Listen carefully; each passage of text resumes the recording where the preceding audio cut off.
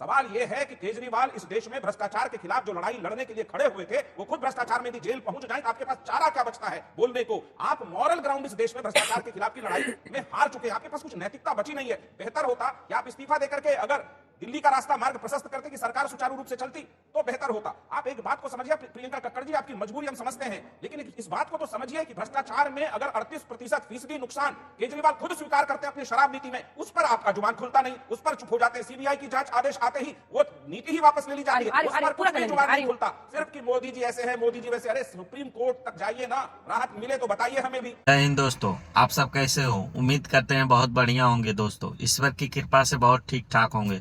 दोस्तों आज का बहस जो है बहुत ही शानदार होने वाला है। आपसे अनुरोध करते हैं आप वीडियो के अंत तक बने रहिए। इस बहस में अंजना ओम कश्यप जी, आलोक शर्मा जी और गौरव भाटिया जी हैं, जो कि आज का बहस बहुत शानदार होने वाला है। दोस्तों वीडियो पसंद आए तो वीडियो को शेयर करें, लाइक करें, कमेंट बॉक्स में अपनी राय जरूर रखें और चैनल को सब्सक्राइब कर लें, बेल आइकन को प्रेस कर लें ताकि हम ऐसा ही नई वीडियो जैसे चैनल पे अपलोड करें, जैसे आपके पास नोटिफिकेशन पहुंचे, आप उस वीडियो को देख सकें। चलिए देर न करते हुए मेन वीडियो की तरफ चलते हैं दोस्तों। आपको दिखाता हूँ, ये देखिए उत्तर। ये कांग्रेस इकाई के दिल्ली के अध्यक्ष, इन्होंने ट्वीट किया, मेरे हाथ में है, क्या बोलते हैं? मनीष सिसोदिया की गिरफ्तारी का कांग्रेस ने किया स्वागत। अनिल चौधरी बोले सीएम केजरीवाल को भी जेल में होना चाहिए। ये है इनका पक्ष रख रहे थे। उसके बाद अजय माकन, सारे प्रवक्ता आके बोले श्रेय हमें मिलना चाहिए, हमने ये बात उठाई। अरे श्रेय आप ले लीजिए। अगर कोई दिल्ली को लूट रहा है, नशा करवा रहा है, घूसखोरी कर रहा है, कुछ वोटों के लिए अपना ईमान बेच दिया, क्योंकि भ्रष्टाचार की जननी तो कांग्रेस पार्टी है। और सबसे बड़ी बात है, ये ऐसा क्यों कर रहे हैं मैं इनको बताता हूं। ये ऐसा इसलिए करते हैं कि कांग्रेस पार्टी भी जानती है जिसने लाखों करोड़ रुपया भारत के नागरिकों का खाया हो, कुछ हजार करोड़ का घोटाला ही तो है इनके लिए, कुछ हजार करोड़ का। जैसे वो बच्चे थे, आपने सुना संसद पे लोकतंत्र का मंदिर है, एक हमला होता है, कांग्रेस के प्रवक्ता की असली सोच विचारधारा बाहर आ गई। वो बोले वो बच्चे मासूम से कितने इनोसेंट हैं, जैसे अफजल गुरु, जैसे याकूब मेमन। ये लोग वो हैं जो चाहते हैं कि भारत को नष्ट कर दिया जाए, केवल इनका खानदान आगे बढ़े। अब मैं एक इनकी बात का उत्तर देता हूं। इन्होंने बार बार ये सवाल पूछा है। इन्होंने कहा कि वो बताओ 10 साल में मोदी जी आए, एफआईआर हुई और उसके बाद कन्विक्शन हुआ, दोष सिद्ध हुआ। लिख लीजिए आलोक शर्मा, आइंदा से ये सवाल कभी ना पूछना। हरि नारायण, ईडी का केस था, एफआईआर हुई, 2017 में कन्विक्शन हुआ। अनोज इक्का, ठीक है लिख लो भाई, अगली बार मत पूछना। अनोज इक्का, एफआईआर हुई हमारे टर्म में, कन्विक्शन हुआ। लालू प्रसाद यादव, ऐसे 1 2 3 4 मामले हैं जहां कन्विक्शन हुआ, हमारी सरकार में हुआ। इसके बाद विजय डाडा कांग्रेस के सांसद रहे हैं, कन्विक्शन हुआ, हमारी सरकार में हुआ। और जो पिंजरे का तोता आपने बनाया था सीबीआई को ना, आज ईडी सीबीआई निष्पक्ष है, वो डरते नहीं है कि कांग्रेस पार्टी का कौन नेता है या भाजपा का कौन नेता है, वो अपना कार्य करते हैं। न्यायालय आपको आईना दिखा रहा है, आपकी सूरत बदसूरत हो चुकी है, जनता आपको नकार रही है। अब एक बात अंत करूंगा इस बात पे, आपने कहा ना जेल से सरकार चलाएंगे। अरे मैं कहूंगा जब 1 लाख भ्रष्टाचारी और ठग धरती छोड़ते हैं ना, तो अरविंद केजरीवाल की मूंछ का एक बाल आता है। आपको याद है अंजना जी, सत्येंद्र जैन 9 महीने तक वो स्वास्थ्य मंत्री रहे, कोविड की महामारी भी थी, उनको स्वास्थ्य मंत्री पद से नहीं हटाया अरविंद केजरीवाल ने। और उसके बाद दिल्ली उच्च न्यायालय का ये फैसला लेके बैठा हूं और एक लाइन में पढ़ देता हूं। दिल्ली उच्च न्यायालय ने बिल्कुल स्पष्ट कहा कि यह अरविंद केजरीवाल को तय करना है मुख्यमंत्री के नाते कि ऐसा व्यक्ति जो जेल में बैठा है वो मंत्री पद पे बैठने लायक है या नहीं है। आज वही पैमाना अरविंद केजरीवाल अपने पे लगा रहे हैं। दिल्ली की जनता त्रस्त है, अरविंद केजरीवाल भ्रष्ट है, और इसीलिए आप देखिएगा सुपड़ा साफ हो जाएगा चुनाव में जब जनता वोट करेगी ऐसे भ्रष्टाचारियों का।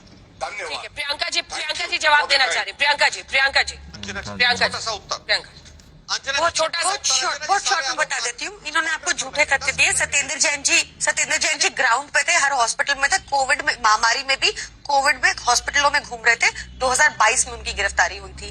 दूसरा, इन्होंने, अगर हमारी पॉलिसी इनको खराब लगती है तो इनको बोलिए अगर निष्पक्ष जांच है तो अपने एलजी को भी पकड़े, अपने लॉ सेक्रेटरी को भी पकड़े, अपने फाइनेंस सेक्रेटरी को भी पकड़े जिन्होंने उसके ऊपर साइन किया पॉलिसी के ऊपर। तीसरा, इनको जी चेक कर लीजिए। तीसरा, इनको बोलिए कि मैं फिर से कह रही हूँ अंजना जी, इन्होंने इन्फोर्समेंट डायरेक्टर को अपना वसूली विभाग बना दिया है। वो वसूली करने गए। 40 कंपनियां और ऐसी हैं, उस पर आप कभी और डिबेट रखिएगा। मैं बताऊंगी कितनी वसूली हुई और इन्फोर्समेंट डायरेक्टर ने भाजपा के लिए, प्रधानमंत्री मोदी के लिए कितनी वसूली की। ये जो शरद चंद्र रेड्डी का मसला है, इसको लाइटली मत लीजिए। इनको बोलिए, मैं इनके बीच में नहीं बोली, इनको तमीज है ही नहीं क्या ब्रजभूषण जनता पार्टी के इनको बोलिए बीच में ना बोले।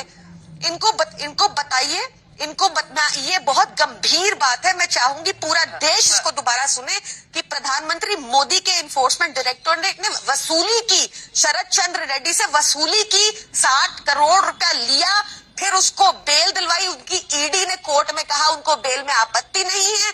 उसके बाद हमारे खिलाफ उसको टर्न कराया अप्रूवर, और उनकी स्टेटमेंट पे, शरद चंद्र रेड्डी की स्टेटमेंट ने, जिसने 60 करोड़ रुपया भाजपा को दिया, कल उनको रिमांड हुई है। हम इसको चैलेंज करेंगे, कोर्ट के आगे लेके आएंगे, भाजपा को एक्सपोज करेंगे। ठीक है, कोर्ट पर विश्वास है ना? हाई कोर्ट जो भी कहेगा, या सुप्रीम कोर्ट या राउज एवेन्यू कोर्ट, इन सब पे विश्वास है ना प्रियंका जी? बिल्कुल, सिर्फ कोर्ट पर विश्वास है, सिर्फ कोर्ट पर विश्वास है। बहुत अच्छा। कोर्ट पर विश्वास करने के अलावा आपके पास चारा नहीं है। ये भरोसा करिए कि कोर्ट ने यदि रिमांड में भेजा है तो कॉन्क्रीट एविडेंसेस होंगे कोर्ट के सामने, इसलिए भेजा होगा। अगर मनीष सिसोदिया जी और संजय जी को बेल नहीं मिली है तो कोर्ट के पास कुछ न कुछ दस्तावेज ऐसे हैं जिसके कारण बेल नहीं मिला। आपने बहुत अच्छा याद दिलाया। कोविड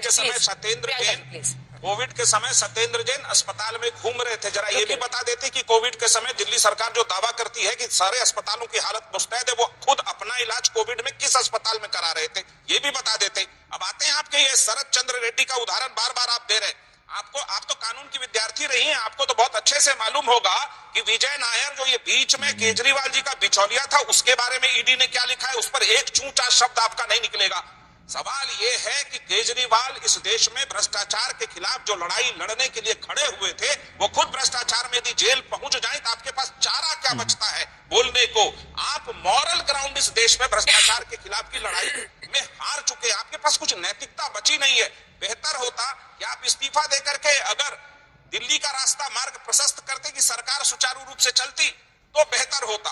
आप एक बात को समझिए प्रियंका कक्कड़ जी, आपकी मजबूरी हम समझते हैं, लेकिन इस बात को तो समझिए कि भ्रष्टाचार में अगर 38% नुकसान केजरीवाल खुद स्वीकार करते हैं अपनी शराब नीति में, उस पर आपका जुबान खुलता नहीं, उस पर चुप हो जाते हैं। सीबीआई की जांच आदेश आते ही वो नीति ही वापस ले ली जाती है, उस पर कुछ भी जुबान नहीं खुलता। सिर्फ कि मोदी जी ऐसे हैं, मोदी जी वैसे। अरे सुप्रीम कोर्ट तक जाइए ना, राहत मिले तो बताइए हमें भी कि आपको कोई थोड़ी सी राहत मिली हो। हजारों आरोप आपके पास है, लेकिन कोर्ट का कोई पक्ष आपके सामने नहीं खड़ा है, आपके साथ खड़ा नहीं है। ये इस देश को समझ में आता है, जनता भोली नहीं है, सब समझती है। प्रियंका जी, अब आप जवाब भी दीजिए। अरविंद केजरीवाल जी जेल से सरकार चलाएंगे, कोई लॉ उनको प्रिवेंट नहीं करता ऐसा करने में। पहला जवाब आपका।